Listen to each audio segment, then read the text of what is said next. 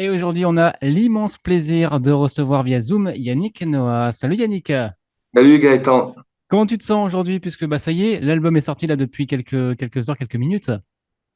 Alors, la réponse c'est je me sens comme un vieux capable. C'est-à-dire, Ça te va ou pas? c'est-à-dire. Ça te va?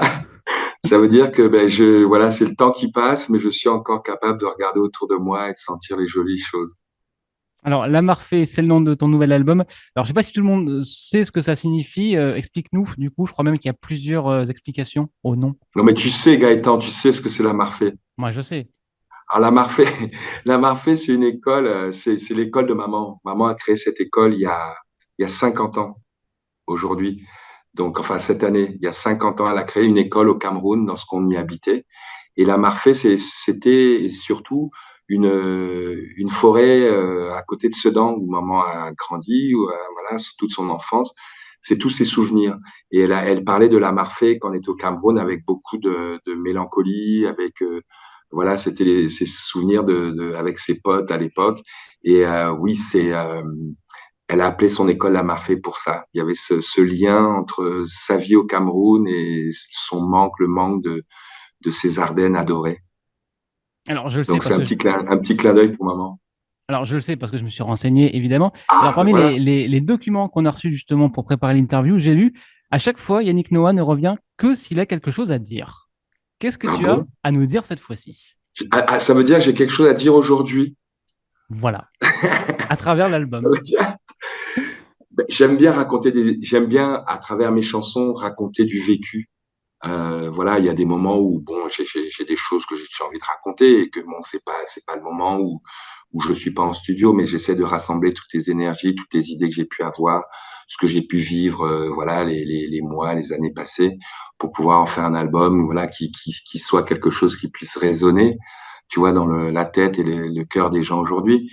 Voilà, on sort d'une pandémie, oui, il est clair que on a tous envie de lâcher prise un peu, de vivre des instants, vivre l'instant présent et profiter du fait que qu'on puisse sortir de chez nous. On a envie de s'amuser, on a envie de s'enjailler un peu, on a envie de chanter, on a envie de s'aimer en fait. Et c'est ce que j'essaie c'est ce qu'on a, voilà, ce qu'on essaie, c'est ce qui ressort de cet album. Et c'est ce qui est aussi parfaitement résumé dans ton dernier single, La vie, c'est maintenant. Là, le titre est clair et explicite.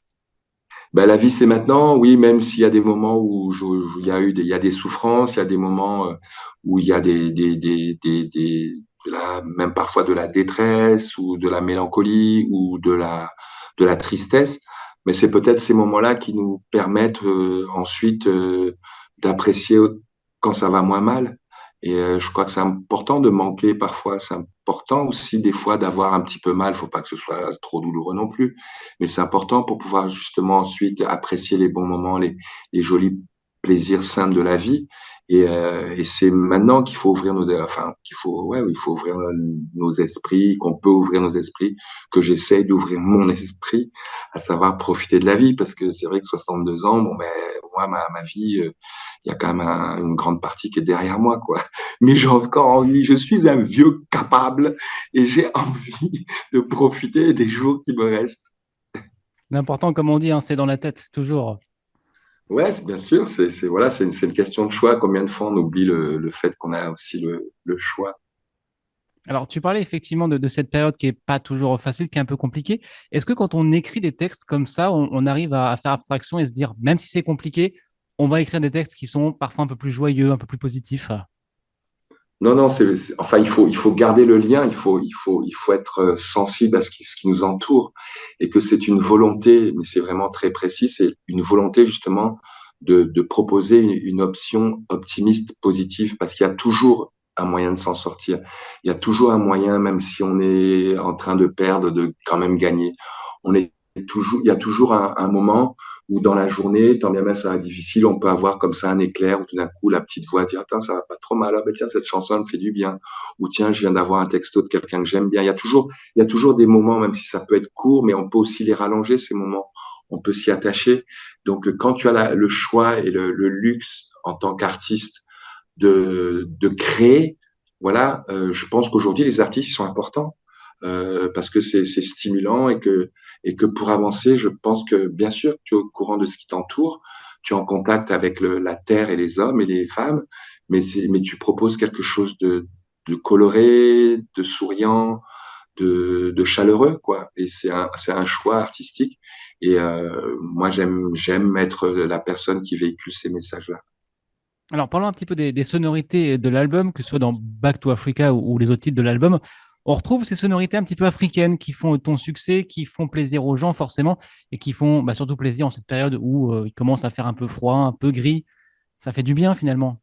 Ben, la musique, elle est de toute façon métissée toujours maintenant, de plus en plus. On peut pas dire qu'il y a enfin, la musique purement africaine, la musique américaine. Tout le monde est influencé. Il y a toujours des influences. Et moi, c'est l'influence africaine. Elle est plus dans les peut-être certaines rythmiques, le choix de certaines chorales. Parce que je travaille toujours avec la même chorale, c'est une chorale camerounaise, c'est la chorale de Georges Seba, qui font mes chœurs. Et voilà, c'est un artiste que je connais depuis toujours et qui a toujours fait mes chœurs. Donc il y a toujours comme ça, au détour d'une phrase, voilà, une façon de chanter ou d'interpréter qui, voilà, qui c'est un peu enveloppé d'Afrique, mais c'est pas purement africain, c'est pas de l'afrobeat, quoi. Mais que j'aime, que j'adore d'ailleurs. Mais oui, c'est dans les textes, je parle beaucoup de l'Afrique, je parle beaucoup du métissage et je pense que ça, tout ça, ça donne la musique de Yann, Yannick, ma musique. Alors, il y a des titres rythmés, des titres plus calmes également. J'ai noté dans Compagnon de voyage, qui dans la musique m'a fait penser un petit peu à du Sinsemilia ou à du trio. C'est-à-dire qu'il y a moins d'instruments et le texte, le message que tu veux faire passer prime sur la musique. Oui, j'aime bien terminer, j'aime bien dire au revoir en douceur, en fait. Euh, J'aime bien qu'on se quitte en prenant le temps de se dire au revoir. Faut garder, tu vois, des fois on speed, on est cool et quoi. Ouais, salut, je me casse et merde. C'est important de se dire d'abord bonjour et se dire au revoir. Comme le début d'un concert, je pense qu'il y a deux moments qui sont très très importants, c'est l'entrée et la sortie. Je pense que c'est la même chose dans un album. Je pense que c'est comme ça dans la vie. C'est bien comment tu arrives, c'est bien, il faut sortir en beauté, quoi. Et, mais surtout prendre le temps de se dire au revoir aussi. Et cette chanson, je pense que pour vraiment être qu'un message passe, il faut qu'il soit dit doucement et en douceur, sinon on t'écoute pas. Donc c'est un choix et je suis très content que tu l'aies ressenti comme ça. C'est vrai, non mais c'est vrai. C'est cool. Le dernier titre, tout calme, tout posé par rapport à Ouais, qui contraste ouais, aussi avec d'autres titres forcément beaucoup plus ouais, rythmés. ouais. Et ben, en tout cas, on va pouvoir découvrir tout ça en tournée, puisque tu es en tournée en ce moment et tu vas venir nous voir en Lorraine dans pas très longtemps. D'ailleurs, le 16 novembre, ce sera au théâtre de Thionville. Tu connais un petit peu la région, la Lorraine? Je pense que tu as dû venir à Metz peut-être pour l'Open de Moselle. Ouais, j'étais à Metz, j'étais à Nancy, je me suis baladé pas mal dans le coin parce que tu sais, moi j'étais un grand fan de Charles-Élie Couture et de Tom Novembre, qui étaient du coin.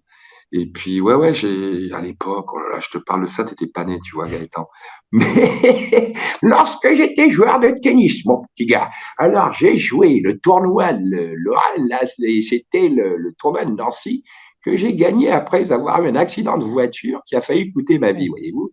oh. Et enfin, j'ai quand même gagné. J'ai eu la chance d'être récupéré par un camion de police qu'on appelait le saladier. Et les policiers, ils m'ont ramené à l'hôtel et on a fait 70 bornes. Je m'étais planté en bagnole. Ils m'ont ramené à l'hôtel et 2 jours après, j'ai gagné. Et on a bu des coups après avec les gars parce que c'était vraiment un truc merveilleux. J'avais fait le mur. Je devais dormir normalement et je m'étais barré avec ma bagnole. J'avais pas mon permis depuis longtemps. Je m'étais cassé avec ma bagnole et je suis rentré en loose day. J'avais pas dit à mon entraîneur, putain, un accident. Je me fais un accident et les policiers m'ont ramené à la maison. Donc, je leur dois beaucoup. Merci. Merci, les gars. Je sais pas si vous en souvenez. Je sais plus quand j'ai gagné Nancy. Je devais avoir 21 ans ou 20 ans. Donc, il y a longtemps, il y a 42 ans. Et voilà, c'est un bon souvenir. Et ouais, bien sûr, la place Stanislas. Enfin, bon, bref, je connais très bien Nancy. Bon, en tout cas, n'hésitez pas à réserver vos places si vous voulez applaudir Yannick Noah en concert. Ce sera au théâtre de Thionville le 16 novembre. Alors, t'en parlais forcément, je dois te poser la question. Le tennis, tu suis toujours autant. Il s'est passé beaucoup de choses là, depuis peu. La retraite de Roger Federer et puis le nouveau numéro 1 mondial, un jeune espoir espagnol. Ouais, bon, ça me fait pas trop vibrer le nouveau espagnol, mais on verra. On a le temps. On a le temps. Hein. C'est vrai que tu vas pas. C'est pas.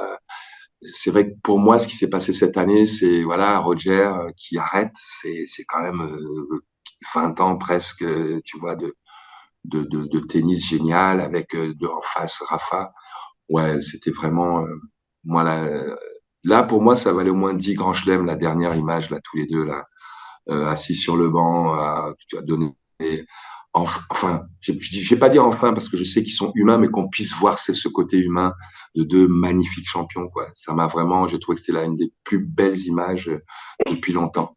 Et donc voilà, donc Roger part, Rafa va pas tarder, et puis bon, et puis voilà, c'est 20 ans, une page de 20 ans de tennis, c'est une merveilleuse page. Et puis on verra pour le jeune qui arrive, on verra. Mais ils ont du boulot avant arriver à ce niveau-là. C'est pas facile, hein, tu me diras. C'est vrai. Alors forcément, on attend aussi des jeunes Français. Est-ce que tu en as repéré, tu en suis quelques-uns qui peuvent, on l'espère un jour, gagner Roland-Garros? C'est dur de dire à un gamin, t'as 16 ans, j'espère que tu vas gagner Roland-Garros. Tu vois, c'est loin, hein. Donc on a des jeunes qui sont bons.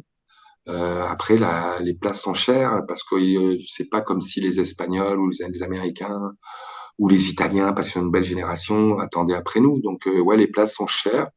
Ils essayent, voilà. Ce sont des aventures qui sont compliquées. J'espère.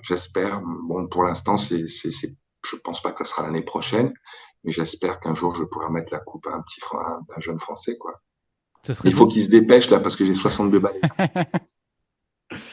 Ça peut être beau, mais oh, ça va le faire. Ça va le faire, comme on dit.